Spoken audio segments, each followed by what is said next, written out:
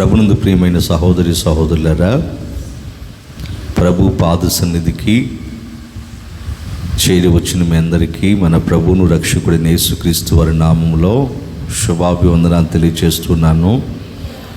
దేవుడు మిమ్మల్ని మీ కుటుంబాలను ఆశీర్వదించునుగాక. దేవుడు మీ అందరికి మంచి ఆరోగ్యమును ఆయుష్ను దయచేయునుగాక. దేవుడు మీ చేతుల కష్టాన్ని ఆశీర్వదించి అన్నవస్త్ర సమృద్ధిగా దయచేయునుగాక. దేవుడు మీ మార్గాలన్నిటిలో మిమ్మల్ని కాపాడునుగాక. మంచిది ప్రియమైన సహోదరి సహోదరులారా, ఈరోజు ఒక చక్కని సందేశాన్ని బైబిల్లో నుంచి మనం నేర్చుకుందాం. ఏది నిజమైన స్వాతంత్రము? ఏది నిజమైన స్వాతంత్రము అనేటువంటి ఒక చక్కని సందేశాన్ని బైబిల్లో నుంచి మనం నేర్చుకుందాం. స్వాతంత్రము అంటే బానిసత్వం నుంచి విడుదల పొందటం, లేదా ఏదైనా సమస్య నుంచి, శ్రమ నుంచి విడుదల పొందటం. స్వాతంత్రం అంటే విడుదల అని అర్థం. మన దేశానికి బ్రిటిష్ వారి పరిపాలన నుంచి స్వాతంత్రం వచ్చి 79వ సంవత్సరం. మొన్న ఆగస్టు 15కి మన వారంతా కూడా, మన దేశంలో ఉన్నటువంటి వారందరూ కూడా వేడుక చేసుకున్నారు. 79వ స్వాతంత్ర దినోత్సవం. బ్రిటిష్ వారు మన దేశాన్ని 200 సంవత్సరాలు పరిపాలన చేశారు. అయితే ఆ బ్రిటిష్ వారి పరిపాలన నుంచి విడుదల పొంది మన దేశాన్ని మనమే పరిపాలించుకోవాలి, మన ప్రజల్ని మనమే పరిపాలించుకోవాలి, మన పనులు మనమే చేసుకోవాలి. ఎవడో పరాయి దేశపోడు వచ్చి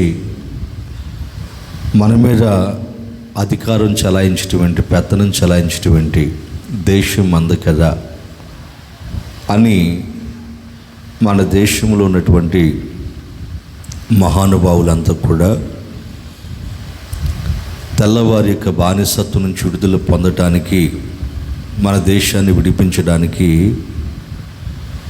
ఎంతో కృషి చేశారు, ఎన్నో త్యాగాలు చేశారు, ఎన్నో సమస్యలను ఎదుర్కొన్నారు, జైలు శిక్షను అనుభవించారు, ఇంకెన్నో శ్రమలు అనుభవించి ప్రాణ త్యాగాలు చేసి మన దేశానికి స్వాతంత్రాన్ని తీసుకొచ్చారు. అలాగే మన దేశమే కాదు, ప్రపంచంలో ఉన్నటువంటి కొన్ని దేశాలు ఆయా దేశాల కింద బానిసత్వం చేసినవే. ఇప్పటికీ కొన్ని దేశాల కింద బానిసత్వం చేస్తూనే ఉన్నాయి. కొన్ని మాత్రం ఆ బానిసత్వ సంఖ్యల నుంచి విడిపించబడ్డాయి.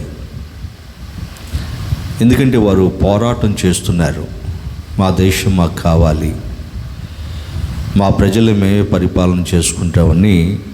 ఆ విధంగా వాళ్ళు పోరాటాలు చేసి, జైలు శిక్షలు అనుభవించి, శ్రమలు అనుభవించి, ప్రాణ త్యాగాలు చేసి వారి దేశాలకి స్వాతంత్రాన్ని తెచ్చుకుంటున్నారు. ఇట్లా ప్రపంచ దేశాల్లో ఉన్నటువంటి అందరూ,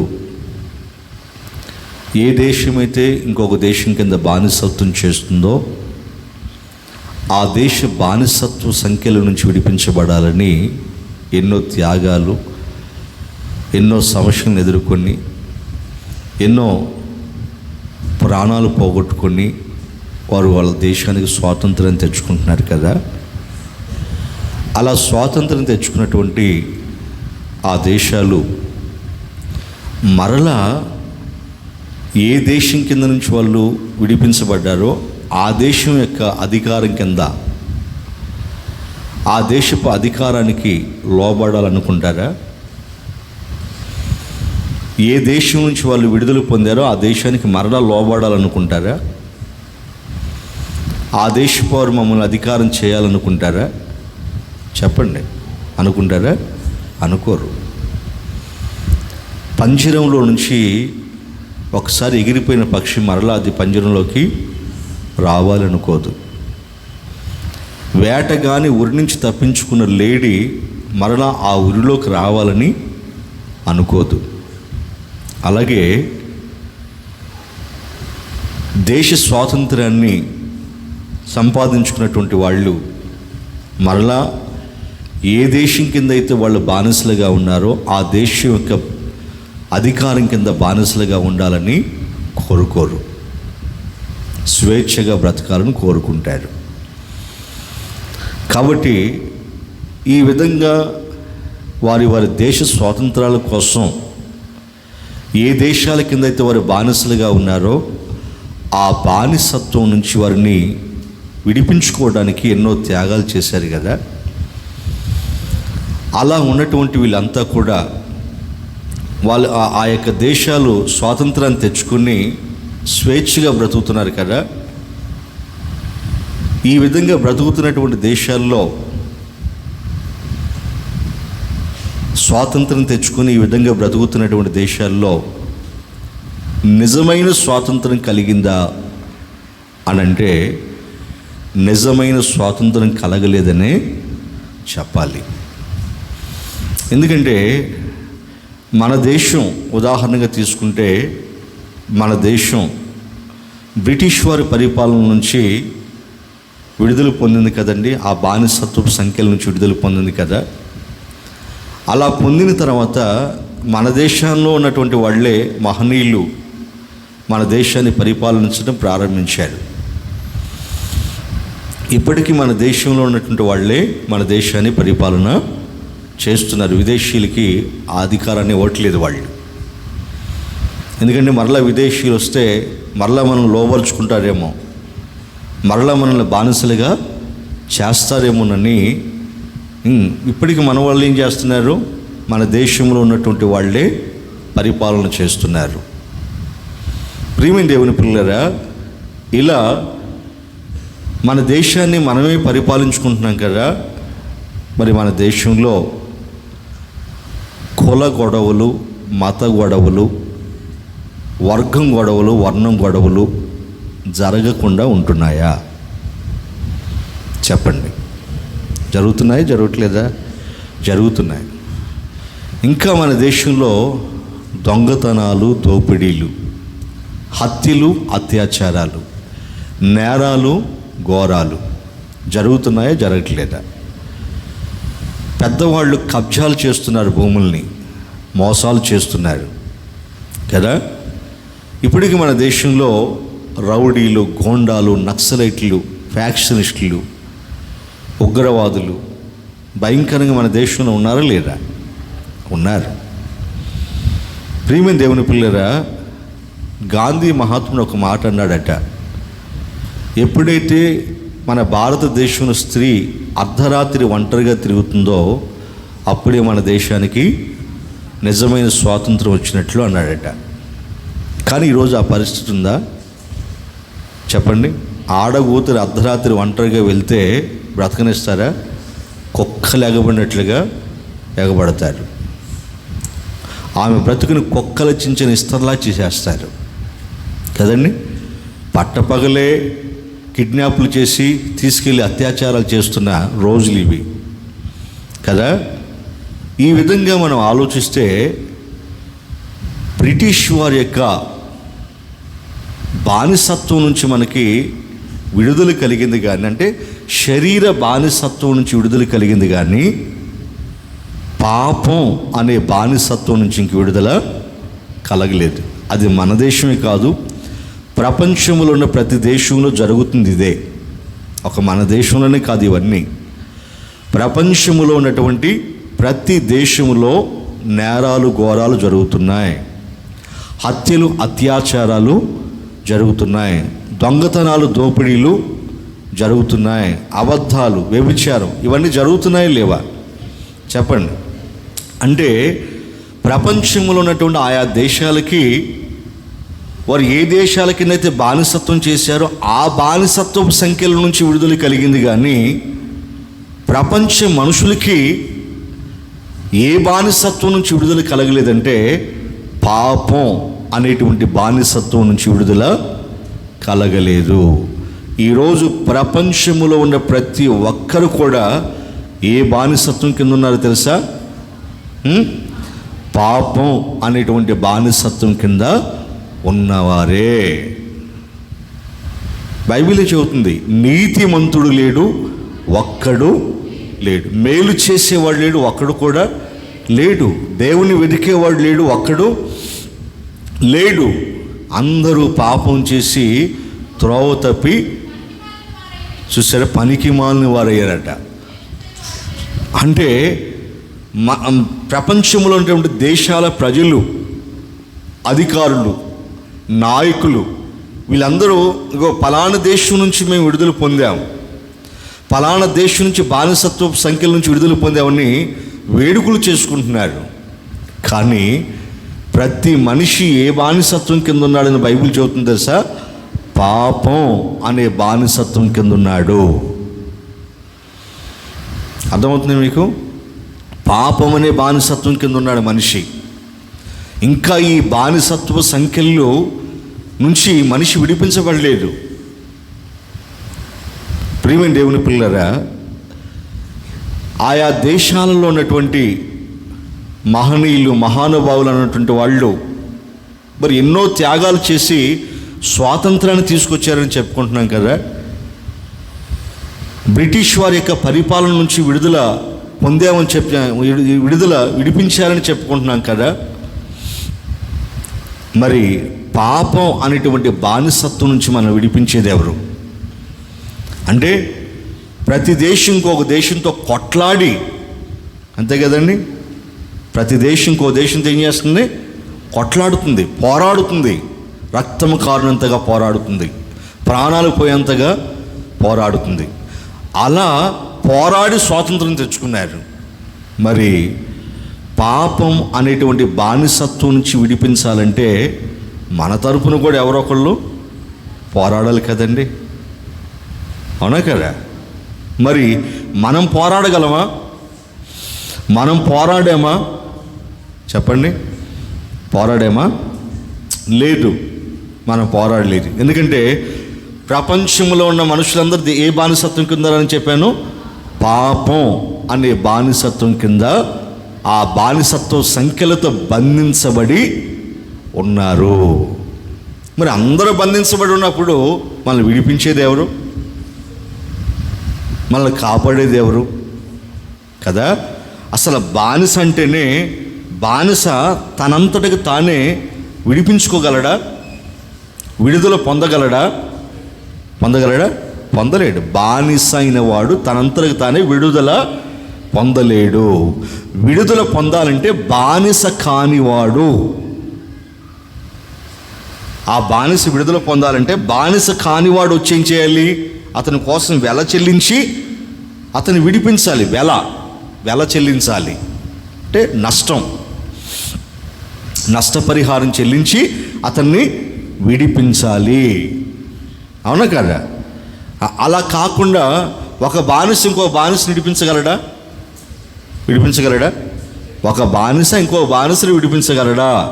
విడిపించలేడు. ఒక దొంగ ఇంకో దొంగని విడిపించలేడు. ఇది మనకు అర్థమైతే మనందరం కూడా పాపం అనే బానిసత్వంలో ఉన్నాం కదా. మరి పాపం అనే బానిసత్వ సంఖ్యల నుంచి మనల్ని మనం విడిపించుకోగలమా? సాధ్యమవుతుందా? లేదు. ఆ సంఖ్యల నుంచి మనం విడిపించబడాలంటే ఎవరొకరు మనకు సహాయం చేయాలి, మన కోసం ఎవరొకరు పోరాటం చేయాలి, మన కోసం ఎవరొకరు నష్టపోవాలి, మన కోసం ఎవరొకరు నష్టపరిహారం చెల్లించాలి, మన కోసం ఎవరైనా విమోచన చేయాలి. అలా మన కోసం పోరాడిన వాడు ఎవరైనా ఉన్నారా అని అంటే మన ప్రభు అయిన యేసుక్రీస్తు వారు ఉన్నారు. గట్టిగా చెప్పకూడదా? గట్టిగా దేవునికి స్తోత్రం చెబుదాం. హల్లెలూయా. ఒక దేశం ఇంకో దేశం యొక్క బానిసత్వం నుంచి విడుదల పొందటానికి ప్రాణత్యాగాలు చేశారు. కదా, ఎన్నో సమస్యలను ఎదుర్కొన్నారు. కానీ మన ప్రభు అయిన యేసుక్రీస్తు వారు ఎవరి కోసం పోరాడారు తెలుసా? ఒక దేశం కోసం కాదు, 2 దేశాల కోసం కాదు, 3 దేశాల కోసం కాదు, ప్రపంచంలో ఉన్నటువంటి ప్రతి జాతి మనిషి కోసం, ప్రతి ఒక్కరి కోసం. ఆమేన్, ఆమేన్. ఆరిన నేల మీద ఉన్న ప్రతి ఒక్కరి కోసం ఆయన పోరాటం చేశాడు. ఎవరి మీద పోరాటం చేశాడు? ఎవరి మీద పోరాటం చేశాడు? మనల్ని ఎవరైతే పాపమనే సంఖ్యలతో బంధించాడో, పాపమనే బానిసత్వంలో ఎవరైతే మనల్ని బంధించారో ఆ సాతాను మీద ఆయన పోరాటం చేశాడు. ఆమేన్, హల్లెలూయా. ఆ సాతాను మీద పోరాటం చేశాడు. ఎందుకంటే మనందరినీ పాపం అనేటువంటి బానిసత్వం కింద లోబరిచింది వాడేగా, అవునా కదా? పాపం అనే సంఖ్యలు వేసి మనల్ని లోబరుచుకుంది వాడే కదా. వాడు మనందరిని ఏం చేశాడు? జయించాడు. వాడు మనందరిని ఏం చేశాడు? జయించాడు. ఎవడైతే మనల్ని జయిస్తాడో వాళ్ళకి మన బానిసలమే కదండి, అవునా? చదవండి ఆ మాట. పేతురు గారు రాసిన 2వ పత్రిక 2వ అధ్యాయం 19వ వాక్యం చదవండి. పేతురు గారు రాసినటువంటి 2వ పత్రిక 2వ అధ్యాయం 19వ వాక్యం. అట్టి వారికి స్వాతంత్రము ఇత్తుమని, గట్టిగా చదువు, మైక్లో చదువు. అట్టి వారికి స్వాతంత్రం ఇస్తామని చెప్తారు. ఒకడు దేని వలన జయింపబడునో, చూడండి, ఒకడు దేని వలన జయింపబడునో దానికి దాసుడవుతాడు. మీకు అర్థమైందా? ఒకడు దేని వలన జయించబడతాడో దానికి ఏమైపోతాడు? దాసుడవుతాడు. ఇప్పుడు మనందరిని జయించిన వాడు ఎవరు? మనందరిని జయించి పాపమనే సంఖ్యలు వేసింది ఎవరు మనకి? చెప్పండి. పాపం అనే బానిసత్వానికి మనం లోబరిచింది ఎవరు?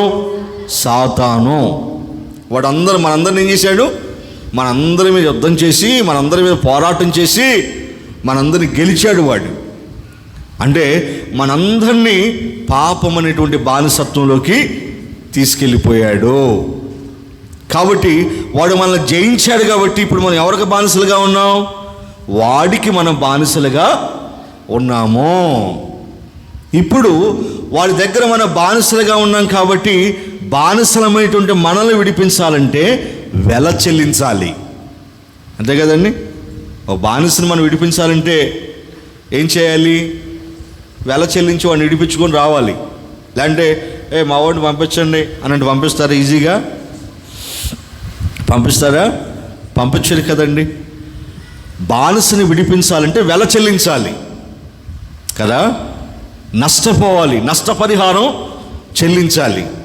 ఇప్పుడు సాతాను యొక్క బానిసత్వ సంఖ్యలలో బంధించబడినటువంటి మనల్ని విడిపించడానికి మన ప్రభు అయిన యేసుక్రీస్తు వారు ఏం చేశారు? మన కోసం గొప్ప పోరాటం చేశాడు. ఎవరి మీద?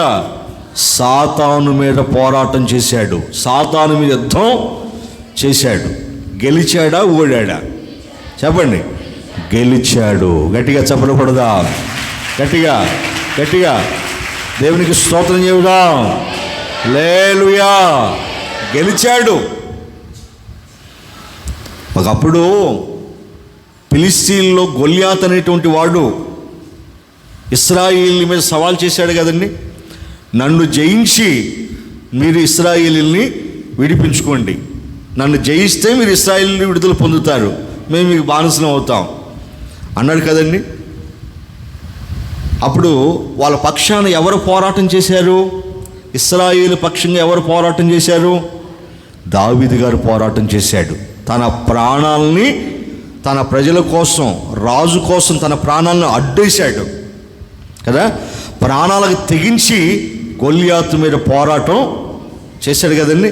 అలా గొల్యాతు మీద యుద్ధం చేసి గొల్యాతుని తలను ఛేదించి గొల్యాతును ఓడించి ఏం చేశాడు? ఆ యొక్క బానిసత్వపు సంఖ్యల నుంచి వారిని విడిపించాడు. లేదు దావీదు గారు విడిపించాడా? అదే అతని మీద పోరాడేవాళ్ళు లేకపోతే, అతన్ని ఓడించలేకపోతే ఇశ్రాయేలీయులందరూ వాళ్ళకి బానిసలైపోయారు కదండి. అవునా కదా?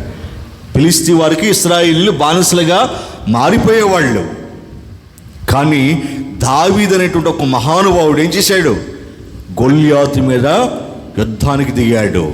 తన ప్రాణాన్ని, తన ప్రజల ప్రాణంకు అడ్డేసి అతని మీద యుద్ధం చేసి అతను ఓడించి తన ప్రజలకు రక్షణ కలగచేశాడు. ఇది మీకు అర్థమైతే మన ప్రభు అయిన యేసుక్రీస్తు వారు కూడా సాతాను కబంధ హస్తాల్లో బంధించబడినటువంటి మనల్ని, పాపమనే బానిసత్వంలో ఉన్నటువంటి మనల్ని విడిపించడానికి సాతానుతో యుద్ధం చేశాడు.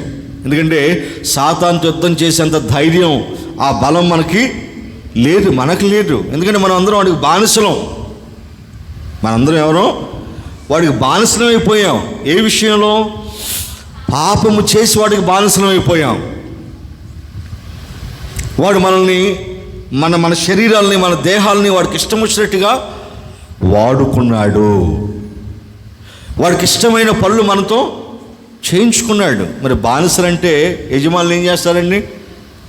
ఇష్టమైన పనులు చేయించుకుంటారు. వాళ్ళకి ఇష్టమైన పనులు చేయించుకుంటారు. చేయకపోతే ఎదురు తిరిగితే చంపేస్తారు, శిక్షిస్తారు.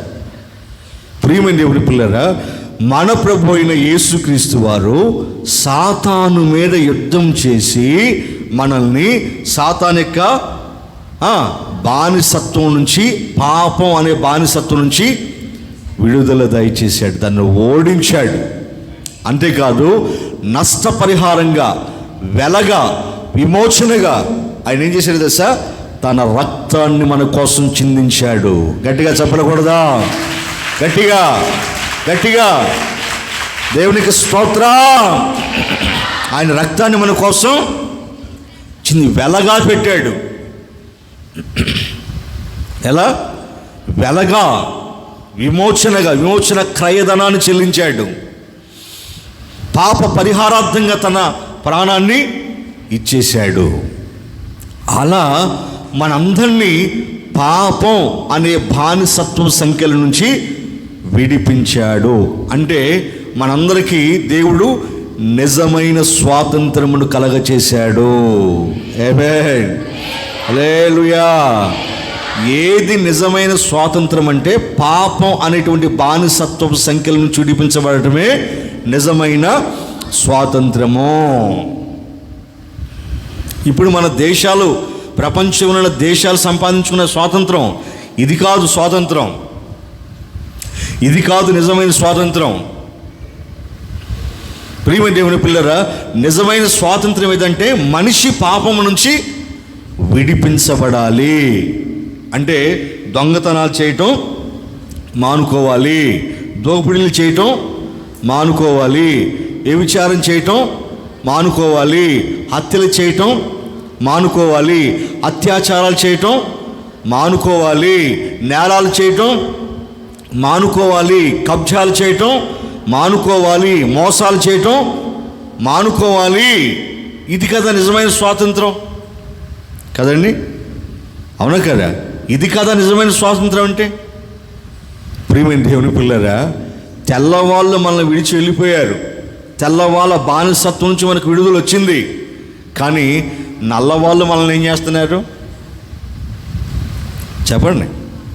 మనం పరిపాలించే నల్లవాళ్ళు ఏం చేస్తున్నారు? మనల్ని చిత్రహింసలు పెట్టట్లేదా?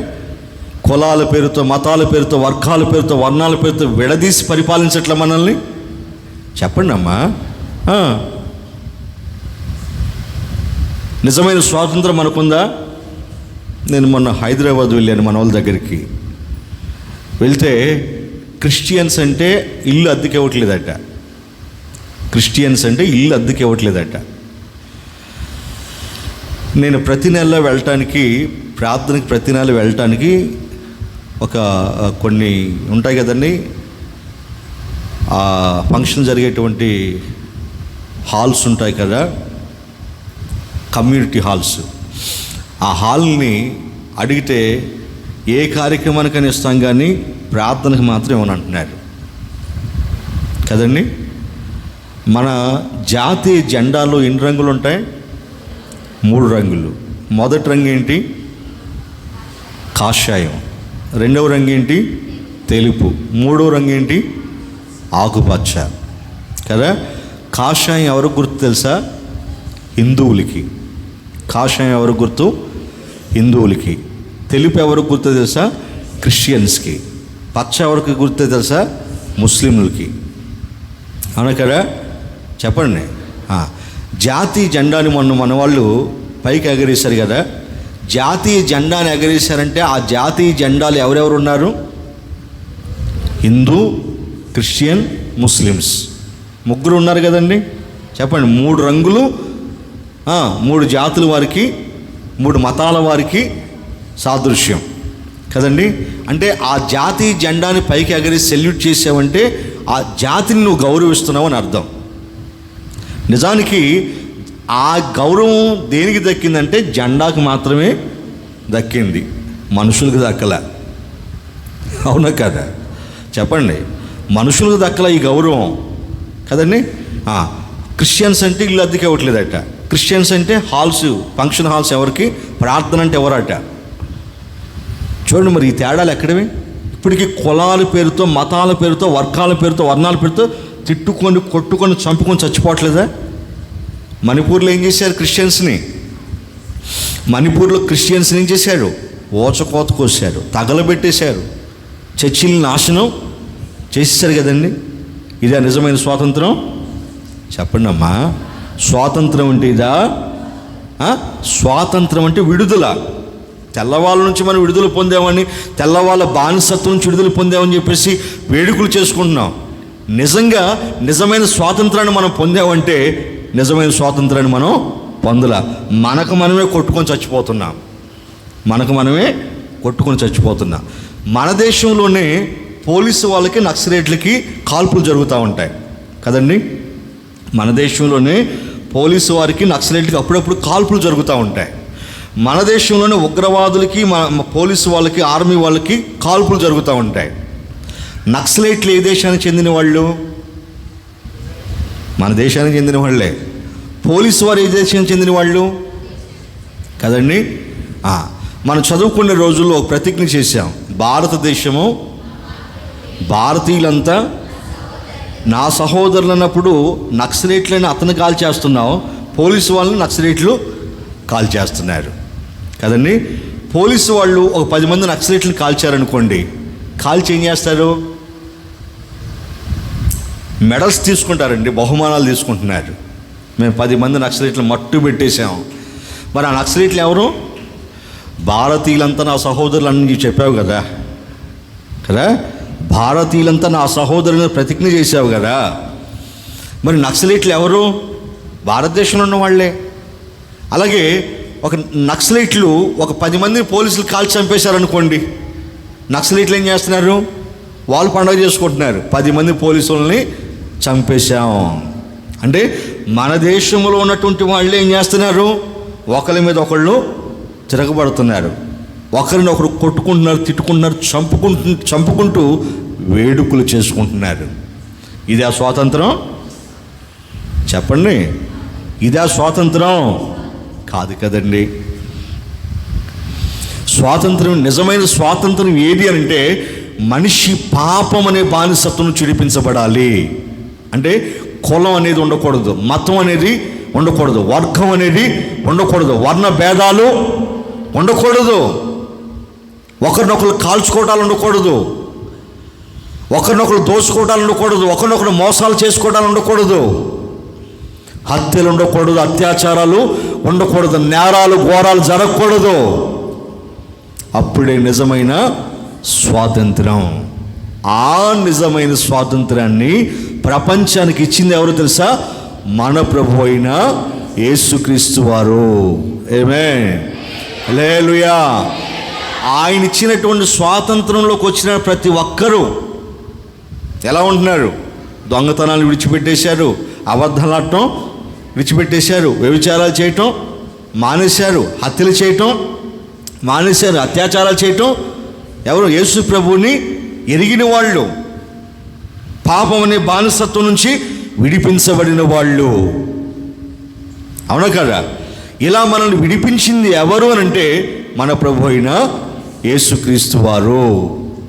అంటే నిజమైన స్వాతంత్రానికి దేశానికి వచ్చిందా? ప్రపంచ దేశాల్లో ఉన్నటువంటి ప్రజలకు నిజమైన స్వాతంత్రం వచ్చిందంటే నిజమైన స్వాతంత్రం రాలేదు. నిజమైన స్వాతంత్రం ఎప్పుడు వస్తుందంటే పాపం అనే బానిసత్వం నుంచి విడుదల పొందినప్పుడు నిజమైన స్వాతంత్రం వస్తుంది. ఆమేన్, హల్లెలూయా. ఆ స్వాతంత్రాన్ని ఇప్పుడు ఇక్కడున్నటువంటి మనం పొందుకున్నాం. ఆమేన్, ఆమేన్. మనం పొందుకున్నాం. ఆయన అంగీకరించిన ప్రతి ఒక్కరు కూడా నిజమైన స్వాతంత్రంలోకి వచ్చేసాడు. దానికి కొన్ని ఉదాహరణలు చూపిస్తాను, చదవండి. గలతీయులకు రాసిన పత్రిక 5వ అధ్యాయము 1వ వాక్యం చదవండి. ఈ స్వాతంత్రం అనుగ్రహించి, చదువు.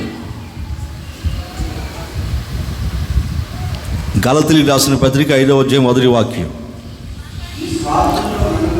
ఈ స్వాతంత్రం అనుగ్రహించి క్రీస్తు మనలను స్వతంత్రులుగా చేసి ఉన్నాడు.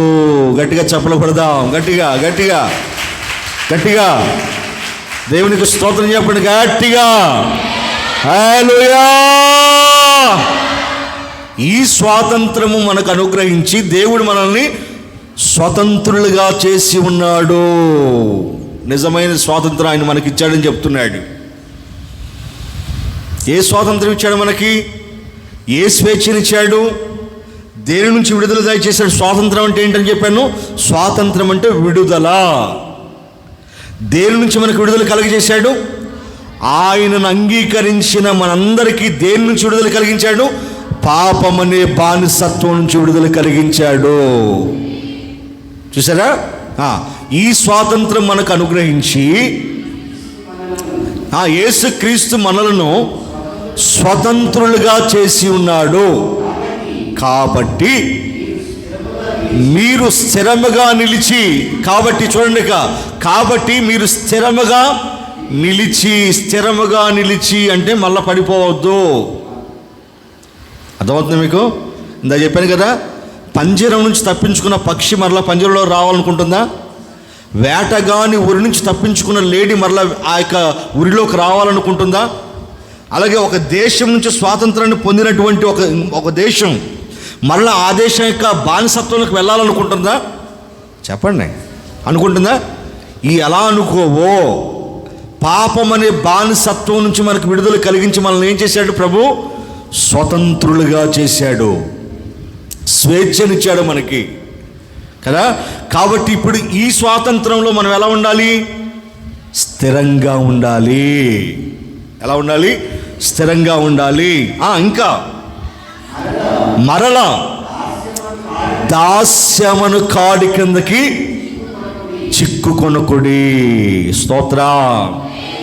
పాపమనే దాస్యపు కాడి కింద మరలా చిక్కుకోవద్దు, ఆ దాస్యంలోకి వెళ్ళొద్దు. నేను మీకు విడుదల దయచేశాను కదా, అవునా కదా? నేను మీకు విడుదల దయచేశాను కదా, పాపం అనే బానిసత్వం నుంచి విడుదల కలగచేశాను కదా. కాబట్టి మరలా ఆ పాపం అనే దాస్యం అనే కాడి క్రిందకి మరలా మీరు వెళ్ళొద్దు, దాంట్లో చిక్కువద్దిక. ఎందుకంటే ఆ దాస్యం అనే కాడి కింద చిక్కుకుంటే మరలా బయటికి రావటం అసంభవం. మరి ఆ దాస్యం అనే కాడి కింద ఉన్నటువంటి మనల్ని విడిపించడానికి ప్రభు గొప్ప పోరాటం చేశాడు కదండి, అవునా? ఏం పోరాటం చేశాడు?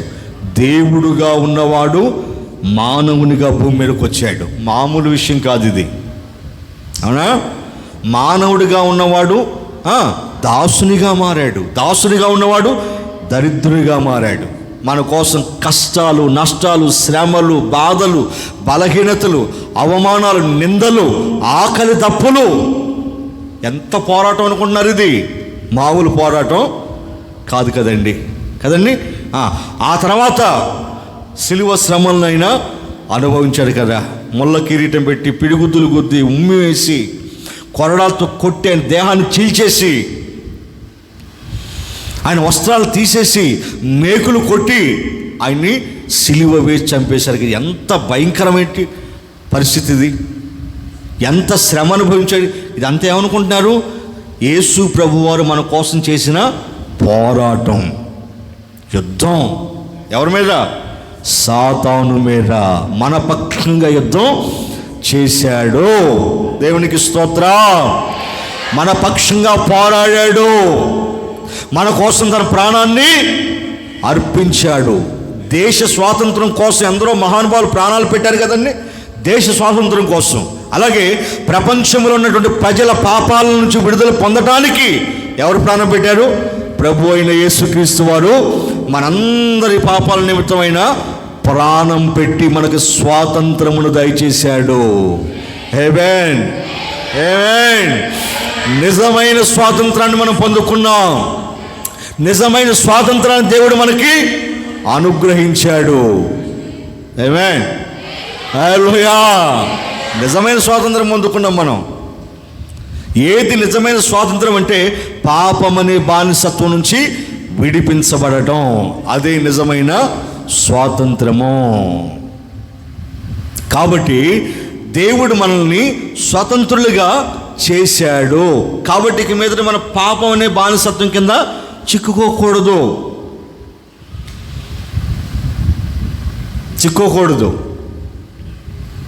ఒకసారి ఇలాగే యేసు ప్రభు వారికి యూదులకి వాగ్వాదం జరిగింది. మీరు నా వాక్యాన్ని అంగీకరిస్తే నా వాక్యం మిమ్మల్ని స్వతంత్రులుగా చేస్తుంది అన్నాడు. వాళ్ళు అన్నారు, నీ వాక్యం స్వతంత్రులుగా చేస్తుందని అంటున్నావు కదా, మేము ఎవరికి బానిసలం కాదే అన్నారు. అప్పుడు ప్రభు ఏమన్నాడు తెలుసా? యోహాను శుభవార్త 8వ అధ్యాయం 34వ వాక్యం చదవండి. ఏమన్నాడు ఆయన? యోహాను శుభవార్త 8:34. అందుకు యేసు, పాపము చేయి ప్రతివాడు పాపమునకు దాసుడని మీతో నిశ్చయముగా చెప్పుచున్నాను. ఏమన్నాడు? పాపము చేయి ప్రతివాడు ఎవరికి దాసుడట? పాపానికి దాసుడట. చూసారా ప్రేమ దేవుని పిల్లరా? అంటే ఆనాటి యూదులందరూ కూడా ఏ బానిసత్వం కింద ఉన్నారు? పాపం అనే బానిసత్వం కింద ఉన్నాడు. ఉంటే ప్రభు ఏమంటున్నాడు? ఈ పాపం అనే బానిసత్వం నుంచి మీరు స్వతంత్రులుగా అవ్వాలంటే, విడుదల పొందాలంటే నేను చెప్పే సత్యాన్ని మీరు వినాలి, నా వాక్యాన్ని మీరు అంగీకరించాలన్నాడు. కానీ ఆనాటి యూదులకి ఇది బోధపడలేదు. అంటే వాళ్ళు శరీర సంబంధమైన బానిసత్వం గురించి ఆలోచించారు, కానీ ఆత్మ సంబంధమైన బానిసత్వం గురించి ఆలోచించలేదు ప్రియమైన దేవుని పిల్లారా. కాబట్టి ఈ ఆత్మ సంబంధమైన బానిసత్వం నుంచి మనం విడుదల చేసింది ఎవరంటే మన ప్రభు అయిన యేసుక్రీస్తు వారు.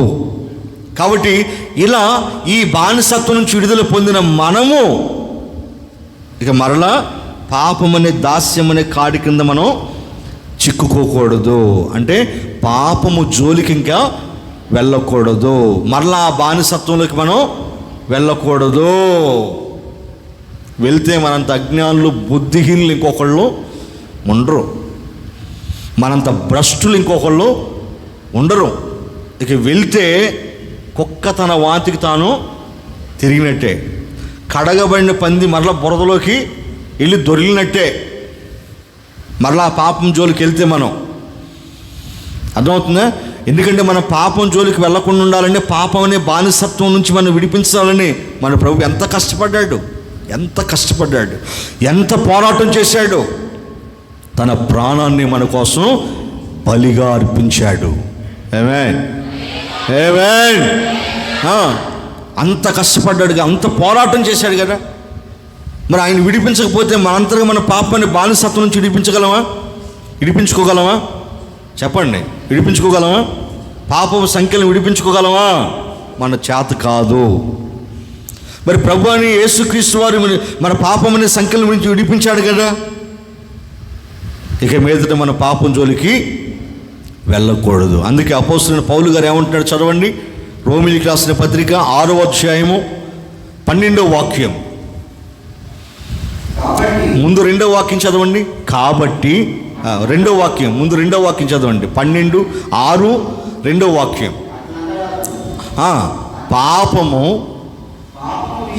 పాపము విషయమై చనిపోయిన మనము ఇక మీదట ఎలాగూ దానిలో జీవిస్తాము. అంటే పాపాల విషయంలో మనం ఏమైపోయాం? పాపాల విషయంలో మనం ఏమైపోయాం? చనిపోయాం. పాపము విషయంలో చనిపోయిన మనం ఇక మీద దాంట్లో ఎలా జీవిస్తాం? చాలు. చూసారా, ఎప్పుడు మనం చనిపోయాం? బ్యాప్తిజములో చనిపోయాం కదండి. బ్యాప్తిజం మేము ఇస్తున్నాం కదా, ఇచ్చేటప్పుడు ఏం చేస్తున్నాం? నీళ్ళల్లో ముంచుతున్నాం కదా. ముంచుతున్నామంటే అర్థం ఏంటి చెప్పండి? మీ పాప స్వభావాన్ని మీతోనే పాతి పెట్టేస్తున్నామని అర్థం. మీ పాప రోత స్వభావం ఏదైతే ఉందో దాన్ని నీళ్ళల్లో ఏం చేస్తున్నాం? పాతిపెట్టి, అది చావుతో సమానం. మళ్ళా తిరిగి ఇట్లా లేపుతున్నాం కదా, అది దేంతో సమానం? పునరుద్ధానం. ఏంటి? తిరిగి లేవడం, లేదా తిరిగి జన్మించడం. కొత్త జన్మ అన్నమాట. ఏంటి? క్రొత్త జన్మ. అంటే పాపాల విషయం ఏమైపోయాం మనం? చచ్చిపోయాము. చచ్చిపోయినప్పుడు బ్రతికొస్తాడా? చెప్పండి, చచ్చిపోయినవాడు బ్రతికొస్తాడా? ఎప్పటికీ బ్రతికిరాడు. అలాగే మనలో, మనం పాపాల విషయం చనిపోయినటువంటి మనము ఇంకెప్పటికీ మనలో పాపం ఉండకూడదు. పాపం అనేది బ్రతకూడదు. అందుకే పౌలు గారు ఏమన్నాడు? 12వ వాక్యం చదువు. ఇప్పుడు ఏమన్నాడు? కాబట్టి శరీర దురాశలకు లోబడినట్లుగా సావునకు లోనైన మీ శరీరములో పాపమును ఏలనీయకుడి. ఏంటట? చావునకు లోనైన మీ శరీరంలోకి మీదట ఏం వెళ్ళకూడదు? యేసుక్రీస్తుని ఎరగక మునుపు, బ్యాప్తిజం పొందక మునుపు ఏం వెళ్ళింది మనల్ని? మన శరీరాన్ని ఏం వెళ్ళింది? పాపం. అంటే పాపం వెళ్ళిందంటే సైతాను మనల్ని ఏలింది. ఏలేం చేసింది మనల్ని? ఈ దేహంతో తనకిష్టమైన పనులు చేయించుకుంది. కింద చదవండి 13వ వాక్యం. మరియు మీ అవయవములను దుర్నీతి సాధనములుగా పాపమునకు అప్పగించకుడి. ఇక మీదట మీరు స్వతంత్రులు కదా. మీరు పాపముల విషయమే చనిపోయారు కదా. క్రీస్తు యేసు వారు మిమ్మల్ని స్వతంత్రులుగా చేశాడు కదా. ఇక మీదట మీ అవయవములను దుర్నీతికి సాధనాలుగా అప్పగించొద్దు. ఎలా చెబుతున్నాడు చూడండి భక్తుడు. ఇక మీద దుర్నీతి సాధనాలుగా అప్పగించొద్దు. ఎందుకంటే ఇప్పటి వరకు మీ అవయవాలు ఏం చేశాయి? పాపం చేశాయి. ఇప్పటి వరకు మీ అవయవాలు దేనికి అప్పగించారు? దుర్నీతికి సాధనాలుగా అప్పగించారు. ఇప్పుడు ఏం చేయాలట? స్వతంత్రులుగా మార్చబడిన మనం, పాపం అనే బానిసత్వం నుంచి విడిపించబడి స్వాతంత్రులుగా మార్చబడిన మనం ఇప్పుడు ఏం చేయాలి? ఇప్పుడు ఏం చదవండి అక్కడ. అయితే మృతులలో నుండి సజీవులమనుకొని మిమ్ములను మీరే దేవునికి అప్పగించుకోండి. మీ అవయవములను నీతి సాధనములుగా దేవునికి అప్పగించుకొనుడి. దేవునికి స్తోత్రం.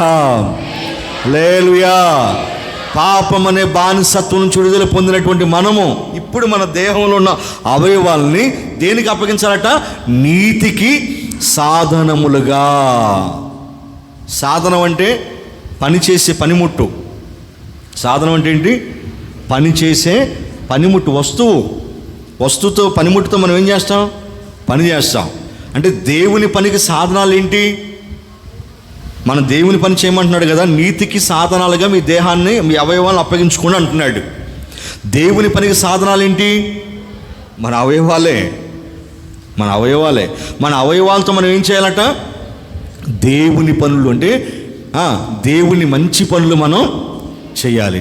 నీతికే ఈ దేహాన్ని మనం అప్పగించాలి. నీతికే ఈ అవయవాల సాధనాలుగా అప్పగించాలి. అంటే యేసుక్రీస్తుని ఎరగక మునుపు మీ దేహం, మీ అవయవాలన్నీ దెయ్యానికి అప్పగించేశారుగా. ఇప్పుడు యేసుక్రీస్తుని ఎరిగిన మీరు, స్వతంత్రులుగా చేయబడిన మీరు, మీ దేహాన్ని ఎవరికి అప్పగించాలి? దేవునికి అప్పగించాలి. 17వ వాక్యం కూడా చదవండి. 17వ వాక్యం, మీరు పాపమునకు దాసులై ఉంటిరి కానీ మీరు ఏ ఉపదేశ క్రమమునకు అప్పగించబడుతురో దానిని హృదయపూర్వకంగా లోబడిన వారై పాపము నుంచి విమోచించబడి నీతికి దాసులైతిరి. ఇప్పుడు దేనికి దాసులమే మనం? పాపానికా నీతికా? నీతి అంటే ఎవరు? దేవుడు. పాపం అంటే సైతాను. సైతానికి దాసులం కాదు మనం. ఇప్పుడు మనం ఎవరికి దాసులం? దేవునికి దాసులం. ఒకప్పుడు అక్రమాలు చేయడానికి మన దేహాన్ని అప్పగించేశాం, చెడు పనులు చేయడానికి మన దేహాన్ని అప్పగించేశాం. ఎప్పుడు? పాపం అనే బానిసత్వంలో మనం ఉన్నప్పుడు. ఇప్పుడు మనం దేవునికి మన అవయవాల్ని అప్పగించాలి. అంటే ఇక మీదట మన పాపం అనే దాస్యం కిందకి వెళ్ళిపోకూడదు. పాపం అనే కాడి అనే దాస్యం కిందకి మనం వెళ్ళకూడదు. ఇప్పుడు ఎవరు దాసుని కావాలి? మనం క్రీస్తుకి దాసులము కావాలి. దేవునికి స్తోత్రం, హల్లెలూయా. కాబట్టి నా ప్రియమైన దేవుని పిల్లలారా, ఏది నిజమైన స్వాతంత్రము అని అంటే లోకంలో ఉన్నది నిజమైన స్వాతంత్రం కాదు. యేసు ప్రభు వారు ఇచ్చిందే నిజమైన స్వాతంత్రం. అది నిజమైన స్వాతంత్రం. కాబట్టి ఆ నిజమైన స్వాతంత్రాన్ని ఇక్కడ ఉన్నటువంటి మనందరం పొందుకున్నామా లేదా? చెప్పండి.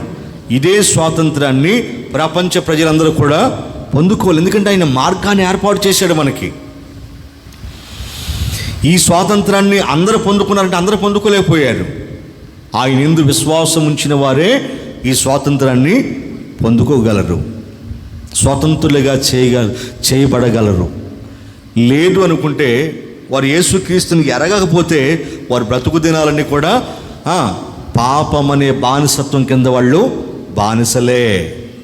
అలా బానిసలుగా బ్రతికి ఆ బానిసత్వంలో చనిపోయి నరకానికి వెళ్ళిపోతారు. కానీ మనకైతే దేవుడు విడుదలనిచ్చాడా? చెప్పండి, విడుదలనిచ్చాడా? మన విడుదల కోసం ఆయన ఏం చేశాడు? గొప్ప పోరాటం చేశాడు. మన కోసం తన ప్రాణాన్ని ఇచ్చేశాడు, మనల్ని స్వాతంత్రులుగా చేశాడు. కాబట్టి ఇప్పుడు ఈ దేహాన్ని, ఈ దేహంలో ఉన్న అవయవాల్ని ఎవరికి సాధనాలుగా అప్పగించాలి? చెప్పండి. దేవునికే సాధనాలుగా. అంటే మంచి పనులు చేయడానికే ఇక మీదట మన దేహాన్ని ఉపయోగించాలి, చెడ్డ పనులు చేయడానికి ఉపయోగించకూడదు. ఎందుకంటే మన పాపం అనే బానిసత్వం కింద లేం కదా, అవును కదా? దేవుని యొక్క నీతికి మనం బానిసలుగా మారిపోయాం. కాబట్టి మీ బ్రతుకు దినాలన్నీ కూడా పాపం అనే బానిసత్వం జోలికి ఇంకా వెళ్ళకండి. దేవుడు మనకు నిజమైన స్వాతంత్రాన్ని ఇచ్చాడు. ఈ స్వాతంత్రాన్ని పొందుకున్న మీరు పాపం అనే దాస్యం కిందకి ఇంకా వెళ్ళొద్దు. బ్రతుకు దినాలన్నీ కూడా ఈ దేహాన్ని దేవునికి సజీవ యాగంగా అర్పించుకొని ఈ దేహంతో దేవునికి ఇష్టమైన పనులు చేస్తూ ఆయన సంతోషపెట్టి ఆయనున్న పరలోకం చేరుకుని కృపను పరిశుద్ధాత్మని మీ అందరికి అనుగ్రహించునుగాక. ఆమేన్.